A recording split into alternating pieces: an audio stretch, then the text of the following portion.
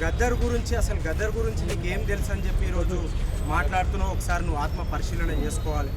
ఈరోజు నువ్వు central minister అయ్యి ఉండి తెలంగాణకు చెందిన ఒక ఎస్సీ నాయకుడిని పట్టుకొని ఈరోజు నువ్వు ఏ విధంగా వివాదాస్పద వ్యాఖ్యలు చేసిండ్రో ఇవాళ వాళ్ళ కుటుంబానికి నువ్వు ఖచ్చితంగా సారీ చెప్పవలసిన అవసరం ఉన్నది.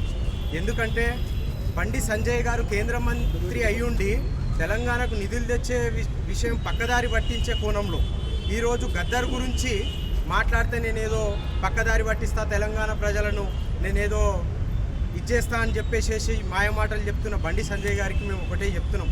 మీరు కేంద్ర మంత్రి అయినప్పటి నుంచి ఒక హిందూ ధర్మం మీద, ఎస్సీల మీద, దళితుల మీద, మైనారిటీల మీద గెలిచిన వాళ్ళే తప్ప మీకు సొంత ఎజెండా అనేది అసలు లేనే లేదు.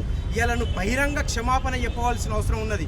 ఎందుకంటే ఒక సెంట్రల్ మంత్రి అయి ఉండి ఇవాళ వివాదాస్పద వ్యాఖ్యలు గౌరవ ముఖ్యమంత్రి వర్యులు రేవంత్ రెడ్డి గారు వారికి ఒక ఎజెండా తీసుకొని ఈరోజు వాళ్ళ బిడ్డ ఓడిపోయినా కానీ కూడా వాళ్ళకి ఈరోజు ఖచ్చితమైన మంచి న్యాయం చేసి ఈరోజు వాళ్ళకు ఏ విధంగా చేస్తున్నా కానీ కూడా మీరు దాని మీద ఎంతవరకు కరెక్ట్ మాట్లాడేది అనేది ఒకసారి ఆలోచన చేసుకొని మాట్లాడాల్సిన అవసరం ఉంది.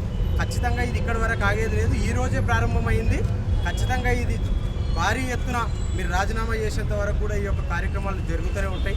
కాబట్టి ఖచ్చితంగా మీరు వచ్చి క్షమాపణ చెప్తే మేము ఇక్కడే ముగించుకుంటాం. లేదంటే మాత్రం ఖచ్చితంగా మేము మీ నోటి నుంచే ఖచ్చితంగా క్షమాపణ చెప్పిస్తామని చెప్పి ముగిస్తున్నాం. Bandi Sanjay down down, Bandi Sanjay down down. Subscribe us and press the bell icon for more interesting updates.